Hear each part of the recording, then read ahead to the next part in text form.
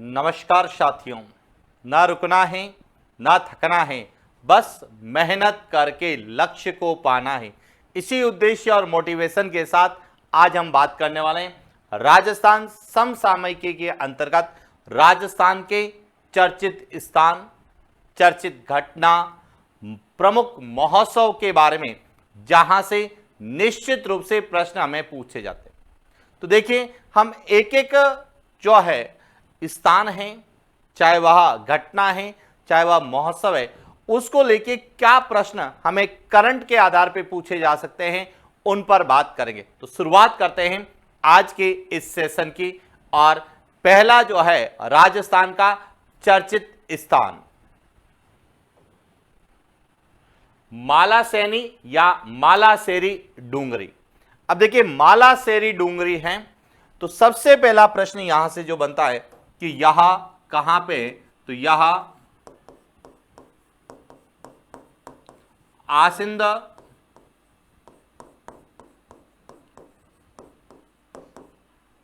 भीलवाड़ा में। अब ध्यान रखना, यहां से प्रश्न सुमेलित करने में पूछा जा सकता है कि मालासेरी डूंगरी है, बीजक की पहाड़ी है, महादेव की डूंगरी है, या कौन सी जयपुर में नहीं है। तो एक तो यहां से प्रश्न। दूसरा, यह जो मालासेरी डूंगरी क्यों चर्चित है, तो यहां है, यहां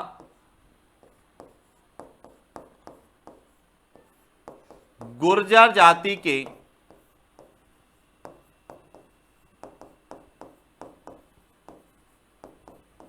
आराध्य देव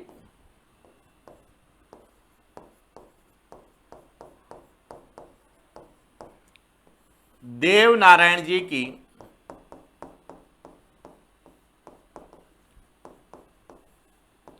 जन्म स्थली है। तो आपसे सीधा पूछा जा सकता है कि देव नारायण जी की जन्म स्थली कौन सी है, तो मालासेरी डूंगरी कहां पर है, आसिंद भीलवाड़ा में। क्लियर। अब यहां से जो प्रश्न पूछा था है कि मालासेरी डूंगरी हाल ही में चर्चित रही है, इसका मुख्य कारण है, इसका कारण है देव नारायण जी की 1111वीं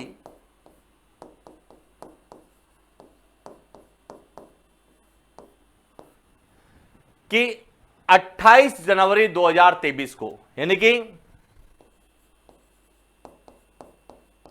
28 जनवरी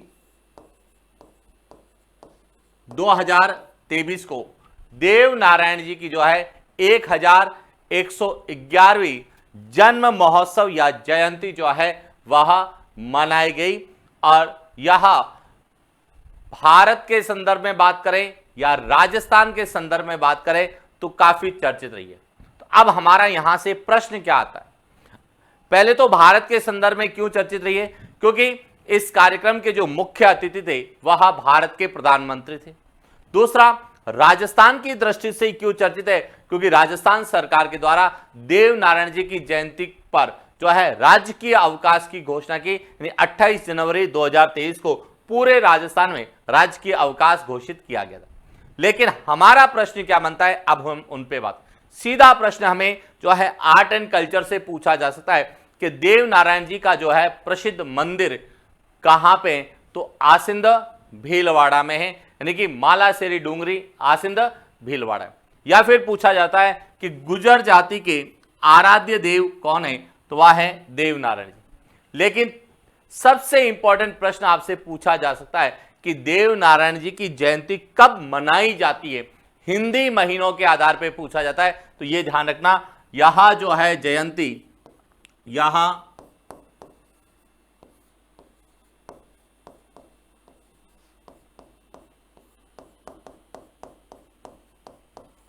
माघ शुक्ल सप्तमी को मनाई जाती है, यानी तिथि पूछी जाती है कि देव नारायण जयंती की तिथि कौन सी है, तो माघ शुक्ल सप्तमी को जो है देव नारायण जयंती मनाई जाती है। और माघ शुक्ल सप्तमी को मालासेरी डूंगरी आसिंद भीलवाड़ा में गुर्जर जाति का जो है प्रसिद्ध मेला भरता है। क्लियर हो गया। तो एक तो यहां आपको मालासेरी डूंगरी चर्चित स्थल के रूप में पूछे जाने की संभावना है, या फिर पूछा जा सकता है कि देव नारायण जी की जयंती कब मनाई जाती है। और अभी हाल ही में कौन सी जयंती मनाई है? तो 1111वीं जयंती मनाई गई। क्लियर हो गया? इसके बाद बात करते हैं दूसरा पॉइंट, 5G इंटरनेट सेवा। देखिए पहले हम 2G, 3G, 4G इंटरनेट सेवा से लाभान्वित हो रहे थे, लेकिन वर्तमान में हम 5G इंटरनेट सेवा से भी लाभान्वित हो रहे हैं। तो अब हमारा प्रश्न यह एक तरह से चर्चित घटना के रूप में पूछी जा सकती है, या इसी को चर्चित स्थान के रूप में भी पूछा जा सकता है। अब क्या है समझना। सबसे पहला प्रश्न आता है कि राजस्थान में 5G इंटरनेट सेवा की शुरुआत कहां से हुई? तो इसकी शुरुआत हुई थी नाथद्वारा से। नाथद्वारा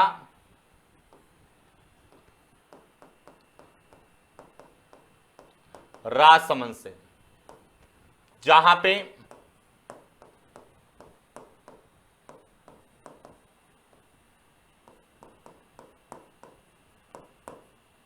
रिलायंस जियो के द्वारा 5G इंटरनेट सेवा की शुरुआत की। यहां तक क्लियर हो गया? अब प्रश्न आता है सबसे इंपॉर्टेंट कि राजस्थान के कितने शहरों में 5G इंटरनेट सेवा जो है संचालित की जा रही है या प्रारंभ की गई है? यह ध्यान रखना।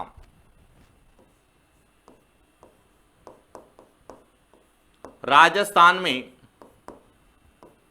5G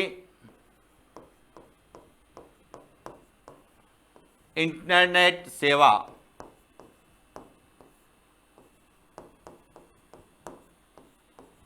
वाले शहर, कि राजस्थान में कितने शहरों में 5G इंटरनेट सेवा प्रारंभ की गई है? तो 4 शहरों में। कौन कौन से हैं? जयपुर हैं,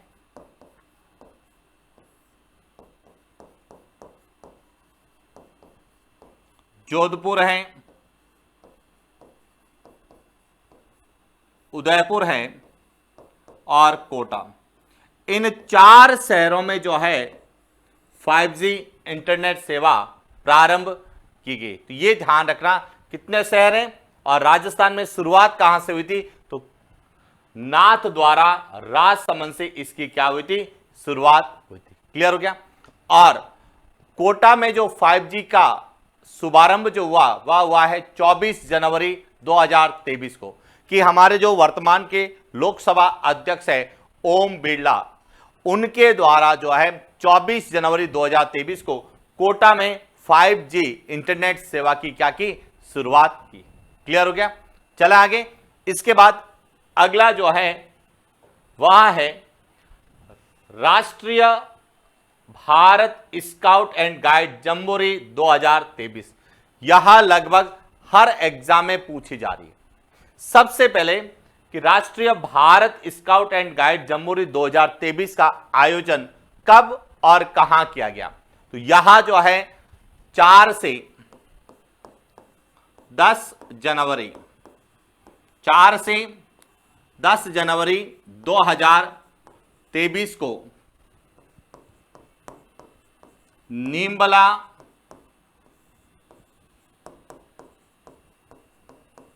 ब्राह्मणान गांव है रोहट पाली में। तो गांव पूछा जाए तो नीमला ब्राह्मणान रोहट पाली में इसकी जो है वह क्या आयोजन किया गया 2023 में। दूसरा पॉइंट, यहां जो है यह 18वीं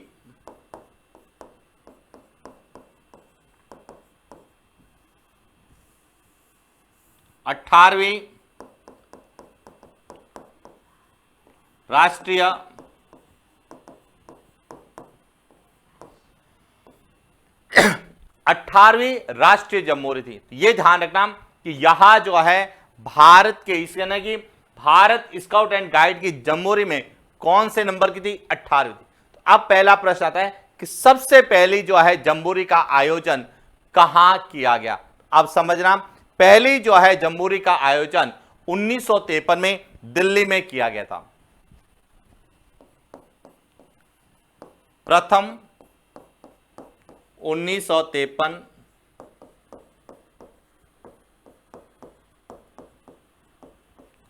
नई दिल्ली। पहला पॉइंट तो क्लियर हो गया।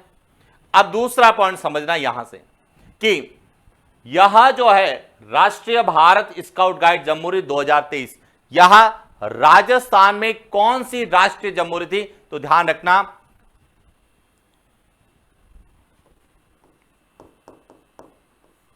राजस्थान में दूसरी राष्ट्रीय जम्बोरी, राजस्थान में कौन सी थी? दूसरी। इसका मतलब राजस्थान की राजस्थान में प्रथम, राजस्थान में प्रथम जम्बोरी का आयोजन कहां किया गया था? जयपुर में किया गया था। कहां किया गया था? जयपुर में। कब किया गया? तो इसका जो है राजस्थान में आयोजन 26 दिसंबर 1956 से 1 जनवरी 1957 के मध्य किया गया था। 26 दिसंबर 1956 से जनवरी 1957, यानी कि 1 जनवरी 1957 के मध्य जो है जयपुर में होती। तो पहली जयपुर में होती और दूसरी जो है पाली में की गई। क्लियर हो गया? अब इसका एक और सबसे इंपॉर्टेंट पॉइंट वह है कि यह जो 18वीं Bharat scout and guide jamboree 2023 का जो आयोजन किया गया, इसकी थीम क्या थी? और यहां पूछे जाने की संभावना है थीम कि 18वीं राष्ट्रीय जम्बोरी की थीम क्या थी? तो इसकी थीम थी शांति के साथ प्रगति। शांति के साथ प्रगति, यहां सबसे इंपॉर्टेंट है और पूछे जाने की संभावना है कि 18वीं राष्ट्रीय जम्बोरी 2023 की थीम क्या रखी गई थी? तो शांति के साथ प्रगति। और इसकी एक और पॉइंट जो सबसे इंपॉर्टेंट है कि इस जम्बोरी के दौरान जब इसका उद्घाटन भारत के राष्ट्रपति जी के द्वारा किया गया, तो उस समय भारतीय वायुसेना द्वारा एक कार्यक्रम का आयोजन किया गया जिसे क्या नाम दिया गया? सूर्य किरण। तो यह ध्यान रखना कि सूर्य किरण जो है यह भारतीय वायुसेना द्वारा प्रस्तुत किया गया कार्यक्रम था।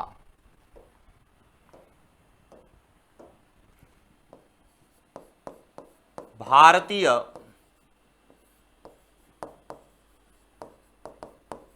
वायुसेना द्वारा प्रस्तुत कार्यक्रम सूर्य किरण। तो आपसे यहां पूछा जा सकता है कि सूर्य किरण क्या है? तो यहां 18वीं राष्ट्रीय जम्बोरी 2023 के शुभारंभ के दौरान भारतीय वायुसेना द्वारा प्रस्तुत एक कार्यक्रम था जिसे सूर्य किरण नाम दिया गया। क्लियर हो गया? इसके बाद एक और प्रश्न बनता है कि पहली जम्बोरी 1953 में नई दिल्ली में हुई। राजस्थान में जो है पहली जम्बोरी जो है 1956-57 में जयपुर में आयोजित हुई। लेकिन प्रश्न आता है कि 70वीं जम्बोरी का आयोजन कहां किया गया? तो 70वीं राष्ट्रीय जम्बोरी का आयोजन जो है मैसूर कर्नाटका में 2017 में किया गया। कब किया गया? 2017 में। कहां किया गया? कर्नाटका में किया गया। हालांकि पूछने की संभावना कम है, जितने भी प्रश्न आएंगे वह 18 से या राजस्थान के संदर्भ में पूछे जाने की संभावना है। क्लियर हो गया? चले आगे। इसके बाद बात करते हैं अगले राष्ट्रीय युवा सम्मेलन 2023। यहां इंपॉर्टेंट है, यह ध्यान रखना, IMP। अब क्यों इंपॉर्टेंट है? इसके पीछे क्या कारण है, क्या पूछा? सबसे पहले तो आपको पता होना चाहिए प्रतिवर्ष 12 जनवरी को स्वामी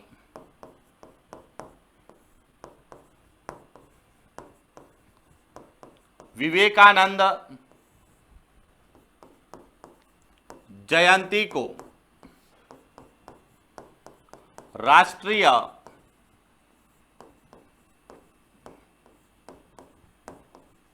युवा दिवस के रूप में मनाया जाता है।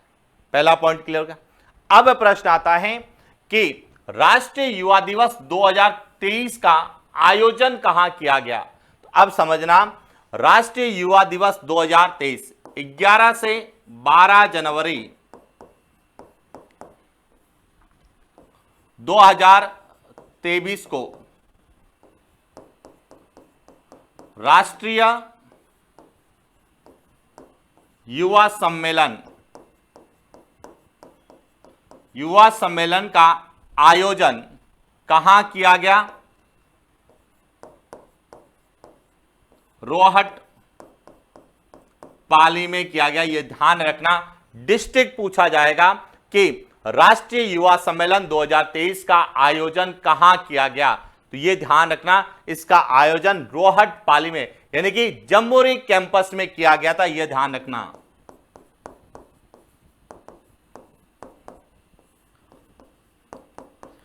जम्बूरी कैंपस में ही जो है राष्ट्रीय युवा सम्मेलन 2023 का आयोजन किया गया। अब आपसे पूछा जा सकता है कि राष्ट्रीय युवा सम्मेलन 2023 की थीम क्या थी। तो इसकी जो थीम थी, इसकी थीम कौन सी थी? गांधी जी की और युवा। यह ध्यान रखना, इसकी थीम क्या थी?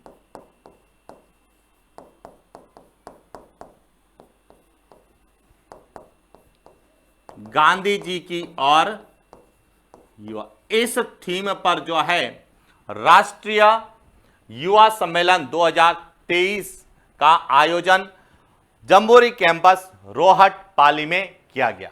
क्लियर हो गया। और गांव पूछा जाता है तो नीमली ब्राह्मणा। Point clear. चला आगे। इसके बाद बात करते हैं अगला पॉइंट। अगला है पश्चिमी राजस्थान उद्योग हस्तशिल्प उत्सव 2023। अब देखिए, पश्चिमी राजस्थान उद्योग हस्तशिल्प उत्सव 2023 का आयोजन कहां किया गया। अब समझना, यहां 6 से 15 जनवरी 2023 को कहां किया गया? जोधपुर में किया गया। कहां किया गया? जोधपुर में। यानी कि पश्चिमी राजस्थान उद्योग हस्तशिल्प मेला कहां बढ़ता है? तो जोधपुर में। Point clear. अब यहां जो है, यहां कौन सा उत्सव था? तो यहां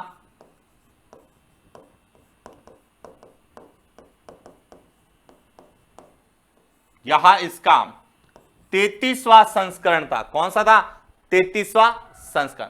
लेकिन जो प्रश्न पूछा जाता है वह ध्यान रखना कि आपसे पूछा जा सकता है कि 33वें पश्चिमी राजस्थान उद्योग हस्तशिल्प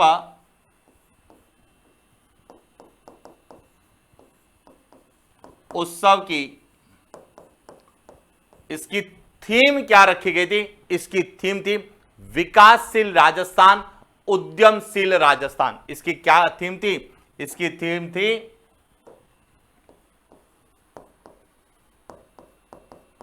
विकासशील राजस्थान,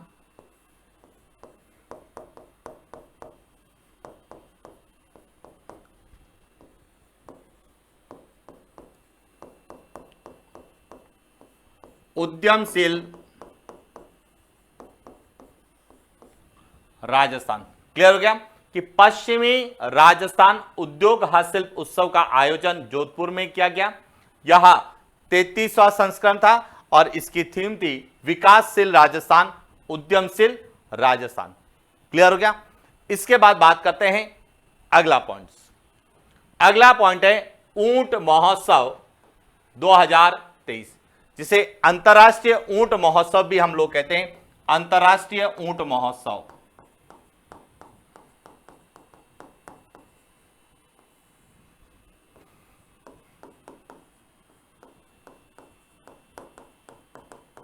महोत्सव के नाम से जानते हैं। सबसे पहले आता है इसका आयोजन कब और कहां किया गया। अब समझना, इसका जो आयोजन है ऊंट महोत्सव, यहां या इसका आयोजन कहां होता है, तो सबको पता है बीकानेर में होता है। कहां होता है? बीकानेर। कि राजस्थान में 13 से 15 जनवरी 2023 को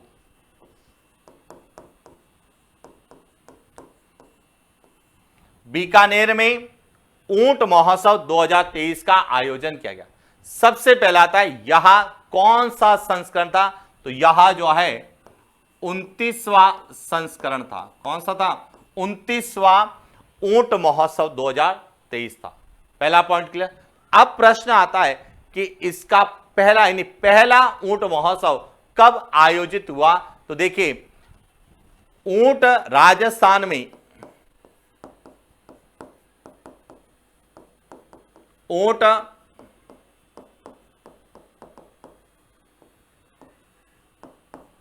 महोत्सव की शुरुआत, इसकी शुरुआत जो है वह 1994 में हुई और उसके बाद प्रतिवर्ष जनवरी माह में जो है बीकानेर में ऊंट महोत्सव का आयोजन किया जा रहा है।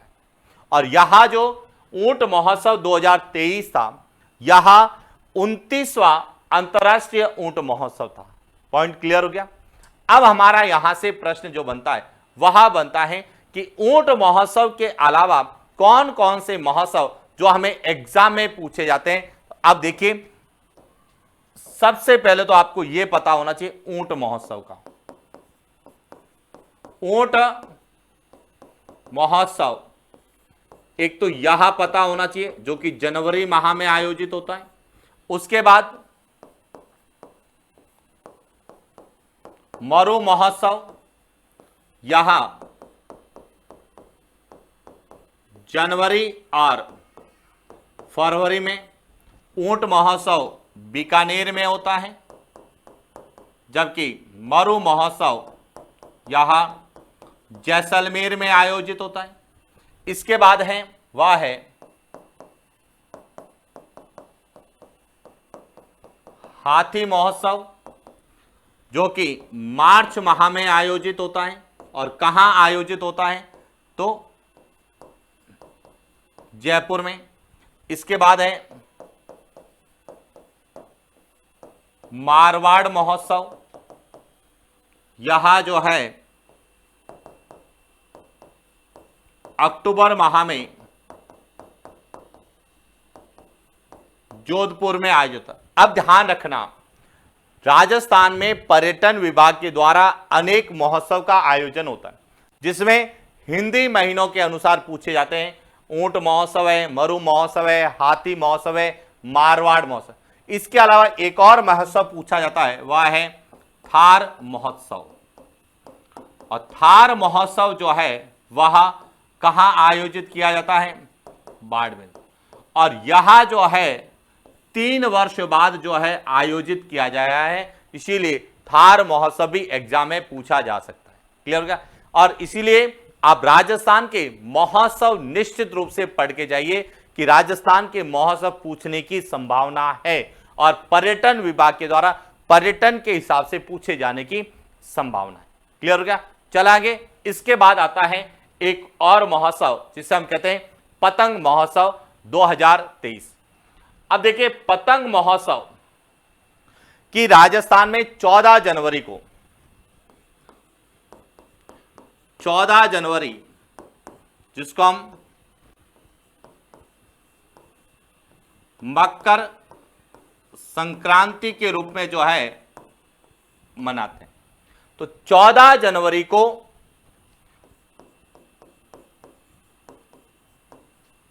जयपुर में पतंग महोत्सव का आयोजन किया गया।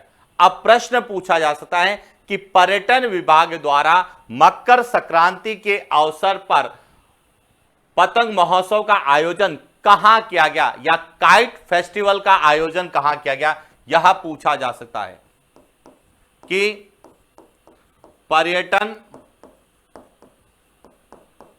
विभाग द्वारा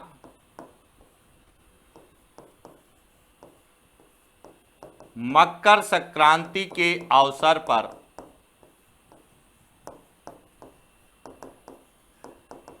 अवसर पर काइट फेस्टिवल, पतंग महोत्सव का आयोजन कहां किया गया। अब ध्यान रखना, विद्यार्थी समझते हैं कि जयपुर में, लेकिन वह जयपुर नहीं लिख के पर्टिकुलर क्या लिखेगा, स्थान का नाम। तो यहां आयोजित किया गया है जल महल की जो पाल है, जल महल के किनारे, जल महल की पाल पर आयोजित किया गया। और यहां जो जल महल है, यहां मानसागर झील, कौन सी झील, मानसागर झील में स्थित है। इसीलिए वहां आपसे झील भी पूछता है, किस झील के किनारे, तो मानसागर झील के किनारे जल महल की पाल पर जो है पतंग महोत्सव 2023 का आयोजन किया गया। अब सबसे इंपॉर्टेंट जो प्रश्न है वह है कि इस महोत्सव के मुख्य अतिथि कौन थे, और यही आपके लिए प्रश्न पूछा जा सकता है कि पतंग महोत्सव 2023 के मुख्य अतिथि कौन थे। तो ध्यान रखना, इसके मुख्य अतिथि थे फ्रांस के भारत में राजदूत, फ्रांस के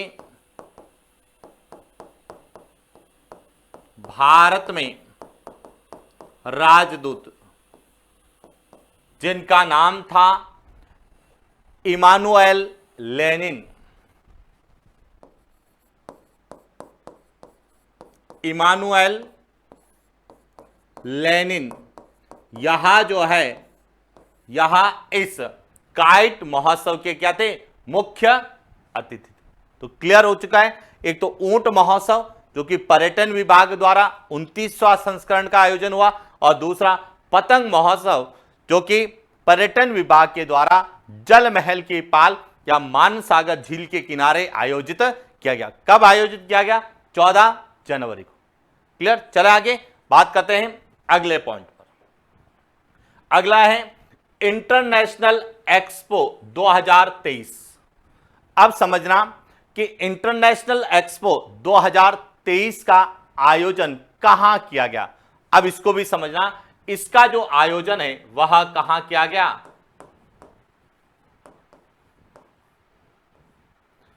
जोधपुर में किया गया। यहां केवल इतना सा याद रखना कि इंटरनेशनल एक्सपो 2023 का आयोजन कहां किया गया, तो जोधपुर में किया गया। पॉइंट क्लियर हो गया।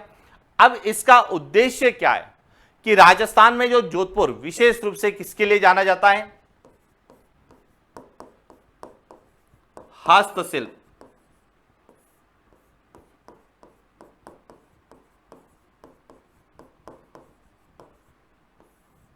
हैंडीक्राफ्ट की, जो हैंडीक्राफ्ट के लिए जो प्रसिद्ध है। इसके अलावा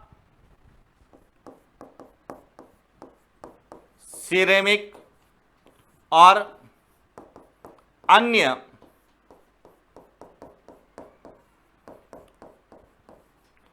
हस्तशिल्प है, उनको अंतर्राष्ट्रीय पहचान दिलाने के उद्देश्य से, अंतर्राष्ट्रीय स्तर पर उनको विख्यात बनाने के लिए, उनके निर्यात को बढ़ावा देने के लिए इंटरनेशनल एक्सपो 2023 का आयोजन जनवरी 2023 में, कब, मार्च 2023 जो है उसमें किया जाएगा। यहां ध्यान रखना, मार्च 2023 में। अब प्रश्न पूछा जाएगा कि इंटरनेशनल एक्सपो 2023 का आयोजन कहां किया जाएगा, तो जोधपुर में मार्च 2023 में किया जाएगा। अब 20 से 23 मार्च के मध्य जोधपुर में किया जाएगा। पॉइंट क्या, क्योंकि राजस्थान में जो है इंटरनेशनल एक्सपोर्ट को बढ़ाने के लिए राजस्थान एक्सपोर्ट प्रमोशन काउंसिल के द्वारा यहां 2023 में जोधपुर में आयोजित किया जाएगा। हालांकि पूछने की संभावना कम होती है, लेकिन जब भी जोधपुर का नाम आता है तो निश्चित रूप से पूछने की संभावना बढ़ जाती है। क्लियर? चले आगे। इसके बाद है अन्नपूर्णा माता रोपवे, और यह भी आपके पर्यटन की दृष्टि से पूछे जाने की संभावना।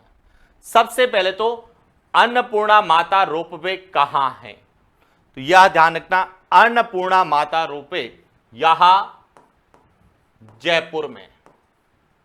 कहां पर है? जयपुर में। पॉइंट क्लियर हो गया। और यहां खोले के हनुमान जी मंदिर के परिसर से लगाकर कहां तक है?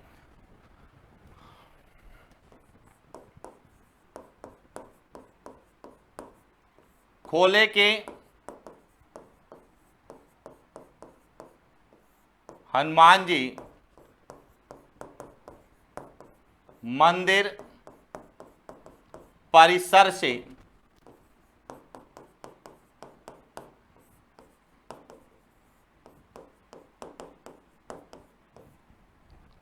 वैष्णो देवी मंदिर, क्लियर हो गया, वहां तक है लगभग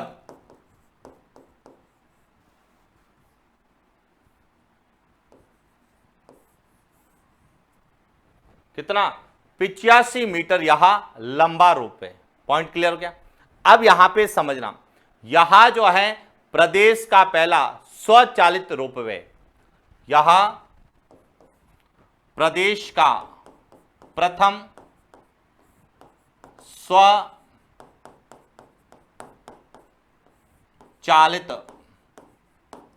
रोपवे। अब आप कहेंगे कि यहां जो है अन्नपूर्णा जो है माता के मंदिर तक यहां बना हुआ है। क्लियर हो गया? जिसे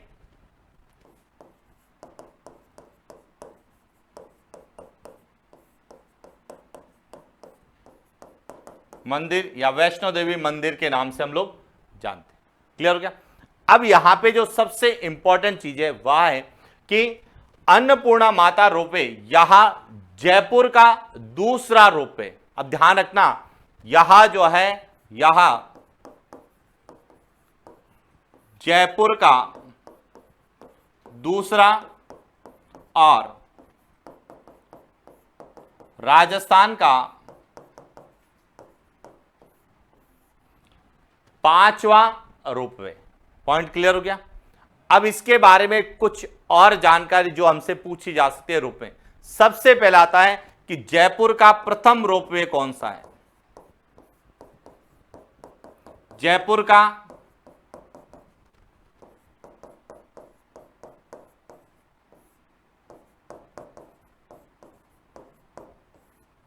सामोद रोपवे। कौन सा है? सामोद रोपवे। और यदि पूछे कि राजस्थान का पहला कौन सा है, तो देखिए राजस्थान का जो प्रथम है, राजस्थान का प्रथम है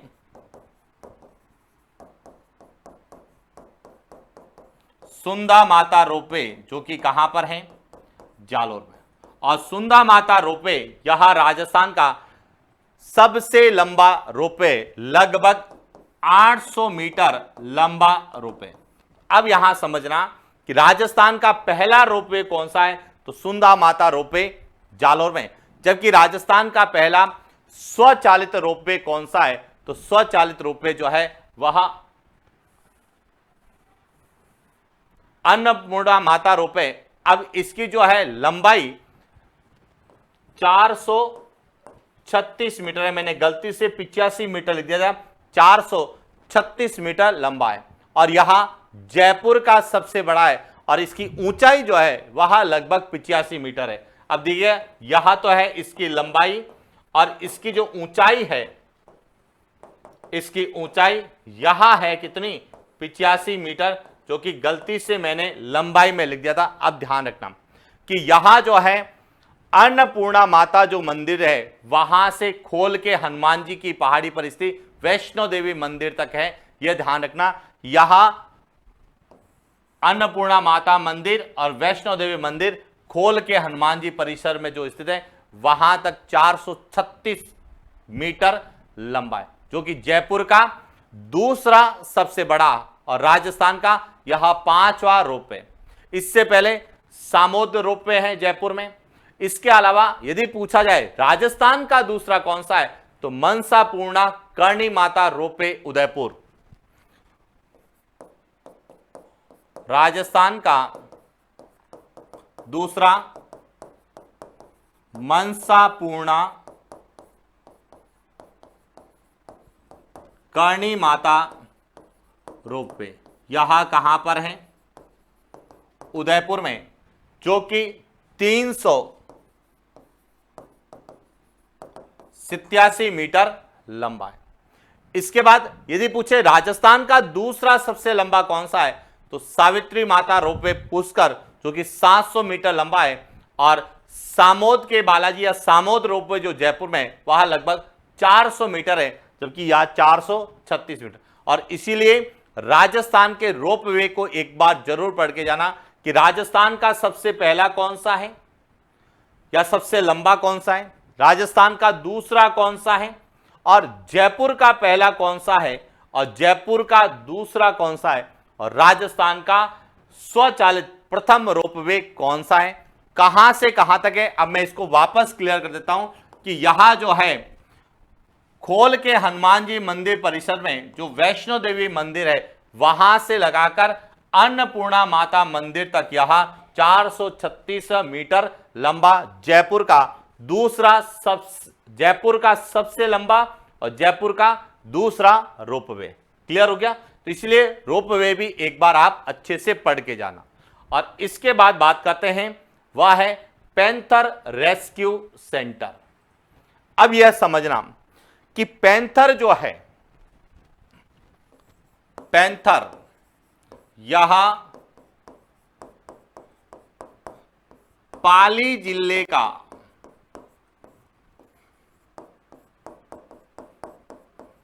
जिला वन्य जीव शुभंकर है। यह तो क्लियर है। लेकिन राजस्थान का पहला पैंथर रेस्क्यू सेंटर, यानी कि राजस्थान का प्रथम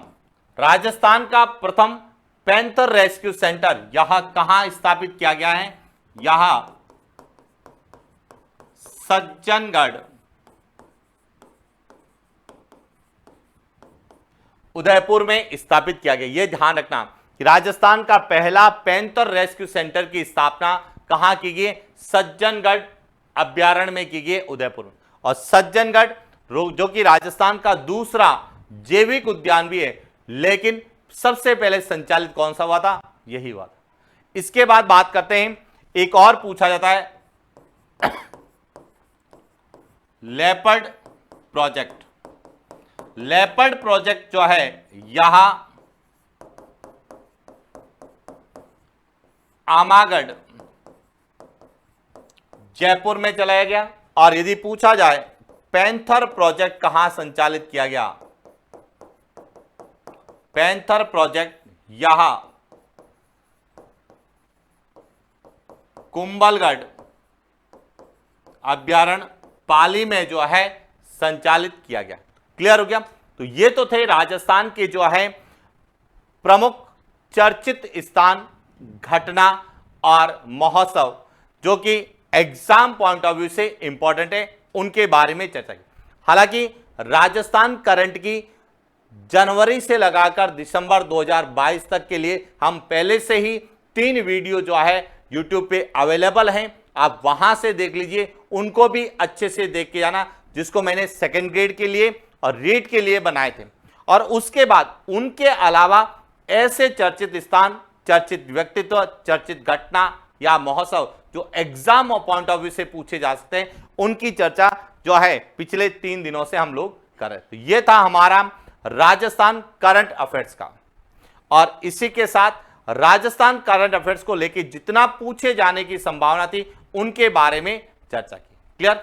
और अब बात करते हैं कि अब वह समय आ गया है कि अपने आप को साबित करने का, कि जो मैं इतने समय से तैयारी कर रहा हूं, संघर्ष कर रहा हूं, विभिन्न प्रकार के जो है घटना चक्र से गुजर रहा हूं, उन सभी को संजोने का, अपने आप को साबित करने का समय आ गया है। यानी कि रीट मेंस, रीट मुख्य परीक्षा जो 25 से लगाकर 25 फरवरी से 1 मार्च के बीच जो आयोजित होने वाली है, उसमें अपनी मेहनत को दिखाने का, अपनी मेहनत और संघर्ष को साबित करने का कि जो मैंने मेहनत की है, जो इतने लंबे समय से मैं संघर्ष कर रहा हूं, उसमें मैं सफल होकर दिखाऊंगा। यह समय आ गया। तो मेरी ओर से, मेरी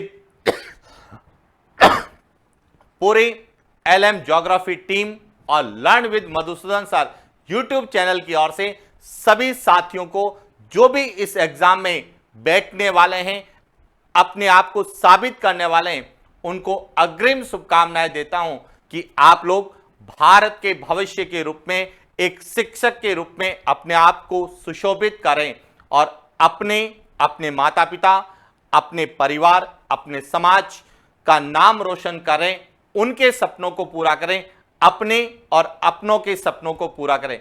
बस समय है धैर्य का। आप जब भी पेपर देने जाएं, एक तो अपना आत्मविश्वास नहीं खोएं, दूसरा संयम बना के रखें, जल्दबाजी ना करें, पूरा प्रश्न को पढ़ें, चारों ऑप्शन जो दे रखें उनको अच्छे से पढ़ें, उनको समझें और उसके बाद जो है पहले प्रश्न पत्र में जो सही है उसको टिक करें और उसके बाद उसको ओएमआर सीट में सही गोला पूरा भरें।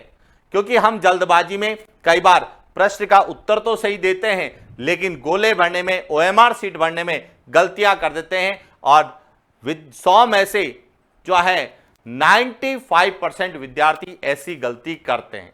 तो इसीलिए मेरा तो आपसे यही कहना है कि आपने जो अपनी मेहनत की है, अब उसको ओएमआर सीट तक जो है सही बनाए रखना, अपना आत्मविश्वास नहीं खोना और पॉजिटिव एनर्जी के साथ जाना और एक सामान्य जो है विद्यार्थी के रूप में जाना, ना तो ज्यादा जो है अपने आप को कहते हैं ना ओवर कॉन्फिडेंट बनाना और ना ही नर्वस होना।